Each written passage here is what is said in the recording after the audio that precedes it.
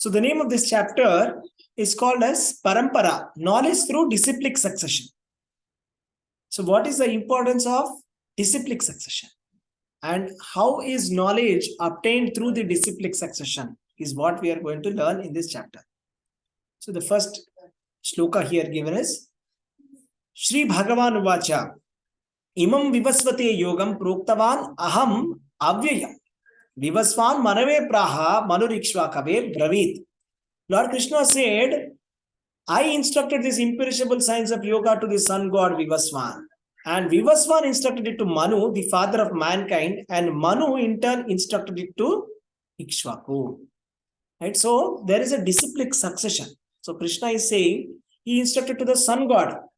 Sun god instructed to Manu.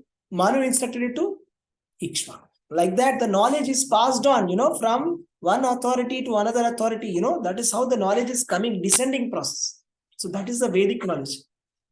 So like that, sun god, the sun god has been given this knowledge. Right? So we may think that, nobody can live in the sun god, but we can understand that there is a planet called sun and there is a predominating deity called sun god. I mean, there are some people who are staying there. Their bodies are predominantly made up of fire element. That is how they are able to live in the sun planet, or else it is not possible. Normal bodies, we cannot stay there.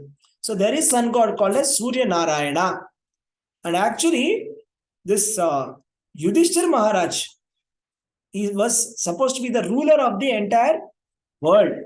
And the king Bharata also is the ruler of the entire world, right? So this Bharata, we are saying Bharata Varsha, right? So the entire world is called as Bharata earlier. But subsequently, it got broken down into different kinds of countries. So basically, Karma Yoga, or the science of Bhagavad Gita, that was given by Lord Krishna to Vivasvan. Vivasvan is also known as a sun god. Sun god gave it to Manu, and then Manu gave it to Ikshvaku. Right? So Vivasvan, when did he get this? That is, sun god got this knowledge approximately 400 million years ago. And when was Bhagavad Gita spoken? 5,000 years ago. So what is happening is, over time, so 400 million years ago, Lord Krishna gave this knowledge to Surya Bhagavan. That is to Vivasvan. And Vivasvan gave it, and in the disciplic succession, knowledge got lost. So Krishna is giving this knowledge of Bhagavad Gita again to Arjuna. 5,000 years back, he has given. Right? So what has happened? Krishna is saying that this supreme science was received through the chain of disciplic succession, and the saintly kings understood it that way. But in the course of time, the succession was broken. Therefore, the science as it is appears to be lost. That very ancient science of the relationship with the Supreme is told by me to you because you are my devotee as well as my friend. And therefore, you can understand the transcendental mystery of this science. So in Bhagavad Gita, there are different kinds of systems that are explained. Bhakti Yoga is there, Karma Yoga is there, Jnana Yoga is there, Hatha Yoga is there. Therefore, Krishna is saying yoga. Right? What is it? Imam Vivasvate Yogam. So he's referring to Bhagavad Gita as yoga. So yoga means linking up with the Supreme. Right? So the meaning of the lost, right? He says that Evam Paramparā Praptam. Right? So in the Paramparā, this knowledge got lost. Sakale nema hata. Yoga bhrashta sanjay. Yoga bhrashta means, doesn't mean that Bhagavad Gita was lost, means the purport of Bhagavad Gita was lost. Right? So actually, there are so many scholars, they try to give their own commentary. Right? This kind of commentaries are useless commentaries. Scholarly commentary is useless commentary. The correct commentary of Bhagavad Gita is that comes through the disciplic succession. Because Krishna is stressing on the disciplic succession. Evam Paramparā Prapta. If disciplic succession is not needed, why would Krishna talk about this disciplic succession? Disciplic succession is very much necessary. Right? So, and he has selected Arjuna as the recipient. Why only Arjuna? Not because he was a great scholar, that he knew Sanskrit very well, or he can do nice asanas, Surya Namaskar. No. Or he was doing very nice meditation in the vacuum. No, not at all. Not for that. The qualification is because Bhaktosi me sakha cheti, because Arjuna is his friend and a devotee. Right? So therefore, Arjuna knew that Krishna is the supreme personality of Godhead and he surrendered to him and accepting him as the supreme spiritual master. Therefore, unless we become a devotee, we can never understand Bhagavad Gita. If we take the help of any other methods also, if you want to understand like Arjuna, then we have to become a friend and a devotee of Krishna. Then we can understand. Or else simply by scholarship, some people may give some kind of a theory and different kinds of scholarship. Some people are saying Krishna is actually speaking not to fight. Some people are saying Krishna means this, Pandavas means that. So many different kind of scholarly commentaries are coming, but these commentaries are more or less useless. They are not useful at all. Absolutely waste totally. Right? So we just have to hear from the authorities. There are 4 disciplic successions mainly. 4 paramparas. Ramanujacharya, Madhvacharya, Nimbarkacharya and Vishnu Swami. 4 paramparas are there. That is Brahma Sampradaya, Lakshmi Sampradaya, Kumara Sampradaya and Rudra Sampradaya. Led by these 4 acharyas. These are the authorized paramparas to know the knowledge or to know the signs of Godhead. These are the 4 authorized parampara. Right? So we have to understand it through this principle. Right? It is not an ordinary book, Bhagavad Gita, that I will just buy it in the market and I will start reading and I will understand it. So that is the case. Arjuna would have read that book. Krishna would have said, before coming to the war, read this book and come. Bhagavad Gita. It is found in the market. Then why Krishna has to speak this book? Right? So this disciplic succession is necessary. Just like if you want to be a lawyer or engineer or a doctor, you receive knowledge from an authoritative lawyers, engineers and doctors. So you go to a proper college, who are teaching that degree, who are properly authorized. They have certain degree, or they may be practitioners, may not be practitioners, but they have that knowledge, right? Or they are joining as an apprentice. Doctor is joining as an apprentice. Lawyer is joining as an apprentice under a licensed practitioner. This is called disciplic succession. So the doctor does not invent by reading the books how to do open heart surgery. I'll read the book and I'll go and experiment on the operation table. No, that's not the process. He has to join as an apprentice, right? So this is the process. And this is not an inductive process or deductive process, right? Different kinds of processes are there for logic. Inductive, deductive, right? These are different kinds of logics are there. But Bhagavad Gita is not understood by such a process. So deductive process is like, that is Aroha Panta, Avaroha Panta. Aroha Panta means bottom to up, top, or top to bottom, right? Top to bottom. So this is a top to bottom process. So Krishna as an authority is giving the knowledge and I accept. The teacher is saying A for apple and I accept A for apple. That is how I am going forward, right? That is the principle. Vedic principle is like this, right? Listening from the authority.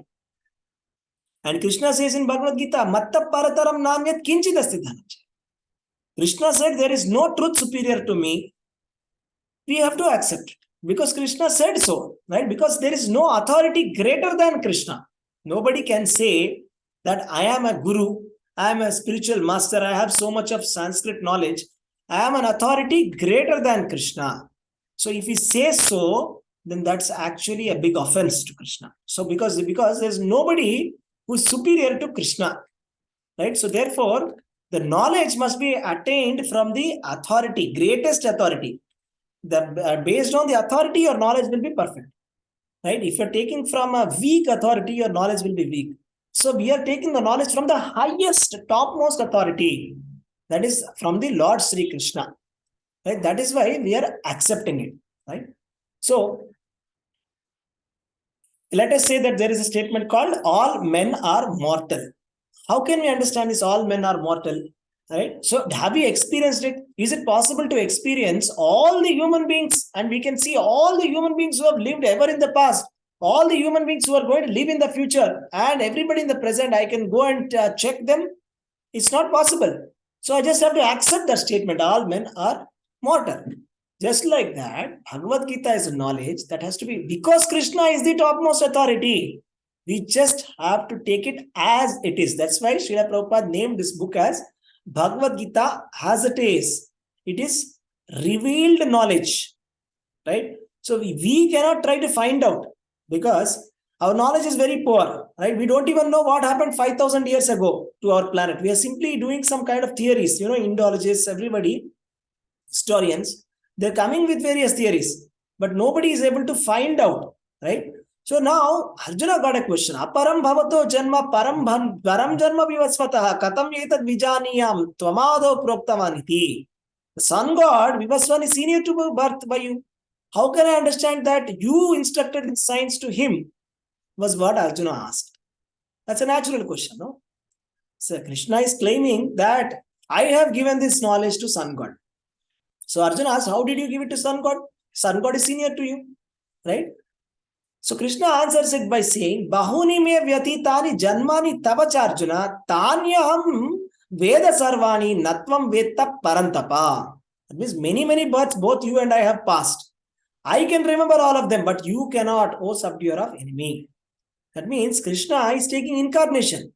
He is born many times. Out of his sweet will, he is born. Not like human beings. He decides when he wants to be born. He decides who his parents must be. He decides how long he must be here.